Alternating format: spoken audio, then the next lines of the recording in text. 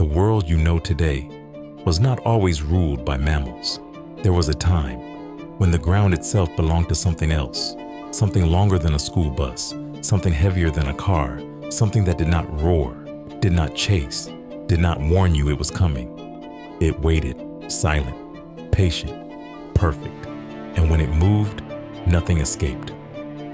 58 million years ago, long before humans, before cities, before the first ice age, the earth was hotter, much hotter. The air was thick, the forests were dense, the rivers were wide, slow, and dark, and inside those rivers, something enormous ruled. Not a dinosaur, not a crocodile, not a monster from imagination, a snake, but not the kind you know, not the kind you see in zoos, not the kind that fits behind glass. This snake could stretch longer than a city bus, thicker than a grown man's torso, heavy enough to crush bone without using teeth. Scientists would later give it a name, Titanoboa, the Titan snake. And even today, its fossils raise questions that still make researchers uneasy. How does something grow that large?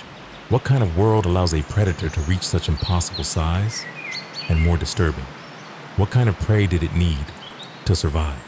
Because nothing grows into a giant without feeding on something just as terrifying.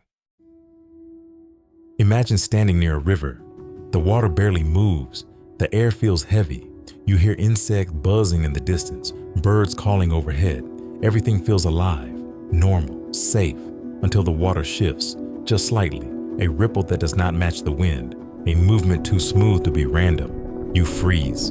Your instincts whisper something ancient, something buried deep inside human memory. Because long before humans walked upright, long before we built weapons or cities, our ancestors learned one simple truth. If the water moves and nothing is there, something is watching. Titanoboa did not hunt with speed. It hunted with certainty, with patience, with silence, with power measured not in claws or venom, but in pressure. Slow, unstoppable, final. And here's the part that still unsettles scientists today. Titanoboa was not alone. It lived in a world filled with massive predators, giant crocodile relatives, enormous fish, creatures that modern ecosystems could never support, which raises a terrifying possibility. Titanoboa wasn't large by accident. It was large because its world demanded it. A world hotter than today, wilder than today, deadlier than today, and buried deep beneath ancient rock. The bones of Titanoboa still whisper a mystery. Was it the ultimate predator of its time, or just one survivor in a world far more dangerous than we dare imagine?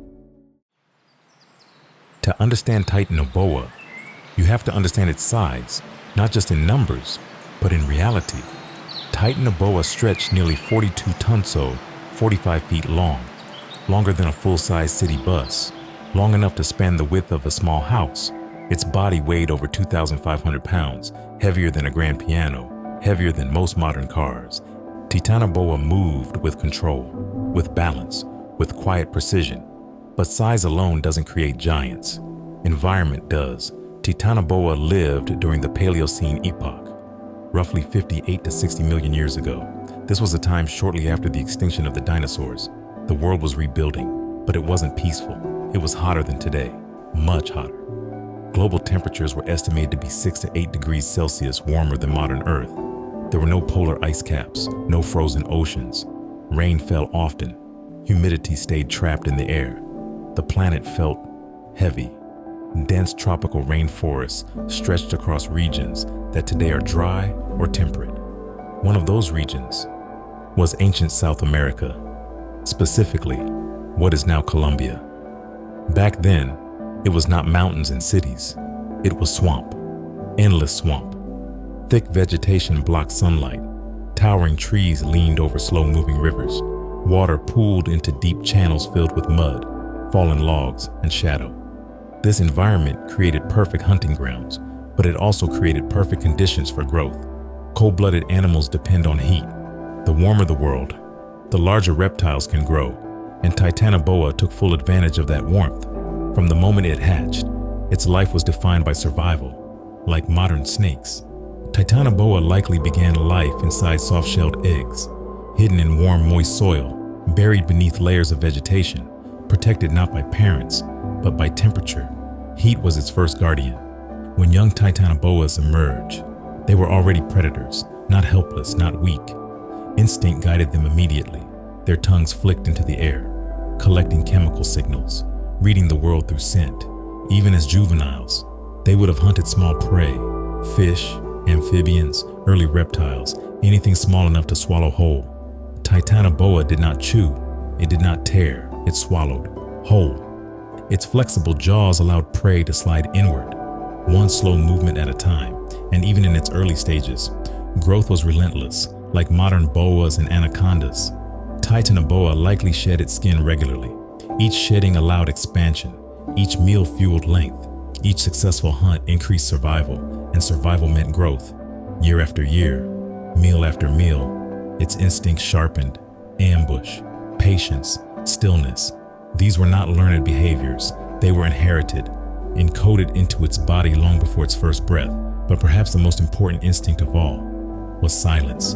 Titanoboa did not chase prey across land, it waited, submerged, hidden beneath dark water with only its eyes and nostrils, breaking the surface, watching, listening, waiting for the perfect moment, because in a world of massive predators, the one that wastes the least energy survives the longest, and Titanoboa was built for patience.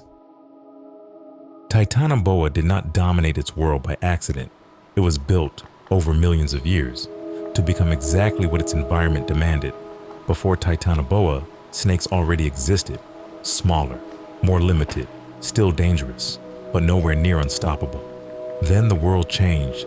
After the dinosaurs vanished, ecosystems opened, new prey appeared, new rivers formed, new forests spread across the planet, and in those expanding wetlands, certain snakes began to grow larger, generation after generation. The biggest survived, the strongest reproduced. The most patient hunters lived long enough to pass their traits forward.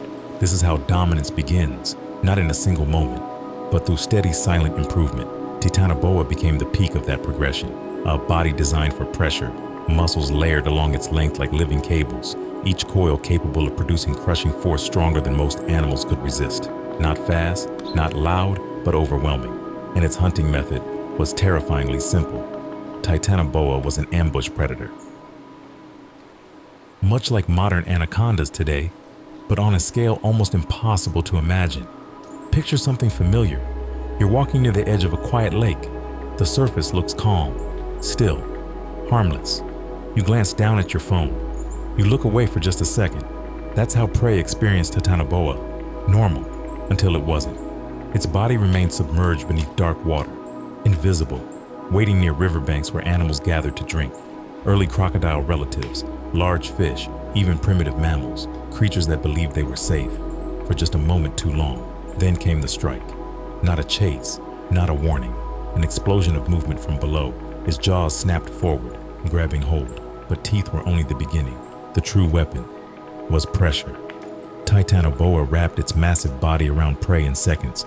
Each coil tightened with precision, not crushing randomly, but squeezing with calculated force. With every breath the prey released, Titanoboa tightened further, until breathing became impossible, until movement stopped, until silence returned. This method gave Titanoboa a powerful survival advantage. It did not rely on speed. Speed requires energy, energy requires food, but patience costs almost nothing. Titanoboa could remain still for hours, possibly days, waiting for a single opportunity, and when that opportunity arrived, it rarely failed. Its prey varied depending on its size and location. Large fish were common targets, massive armored fish that thrived in ancient rivers. Early crocodile-like reptiles were also vulnerable. Even predators became prey. Young Titanoboas hunted smaller animals, but adults targeted the giants of their ecosystem, creatures that today would terrify humans. And this is where fear becomes real, because Titanoboa hunted in places that felt safe.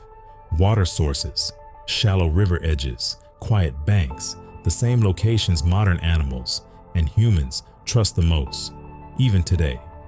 Modern snakes like anacondas follow this exact strategy, waiting in silence, hidden just beneath the surface, still, invisible, until movement triggers instinct, which raises a chilling thought. If Titanoboa existed today, the places humans consider peaceful, would become places of caution, because Titanoboa's greatest weapon was not size, not strength, not even pressure. It was timing, perfect timing. And in nature, perfect timing turns hunters into legends. Humans fear deep water for a reason, not just because we cannot see the bottom, but because we cannot see what might be watching. That fear still exists today, in rivers where modern green anacondas stretch silently beneath the surface, in wetlands where massive pythons wait without movement, creatures that remind us the strategy never disappeared. Scientists studying Titanoboa fossils in Colombia uncovered more than bones. They reconstructed temperature models from the rock layers surrounding its remains. The results were unsettling. The environment had to remain extremely hot, year-round, to support a snake of that size. But here's where the mystery deepens. Some researchers believe Titanoboa behaved more like a giant aquatic hunter. Others suggest it may have moved onto land more often than expected. And one question still lingers among paleontologists. If ancient Earth once created a snake that large, what limits nature from doing it again? Eventually, Titanoboa's world began to change. Temperatures slowly dropped, rainforests shifted, rivers shrank. The warm, stable environment that allowed giant reptiles to thrive began to disappear. And for a creature that depended on heat, cooling meant weakness. Smaller prey replaced the giants.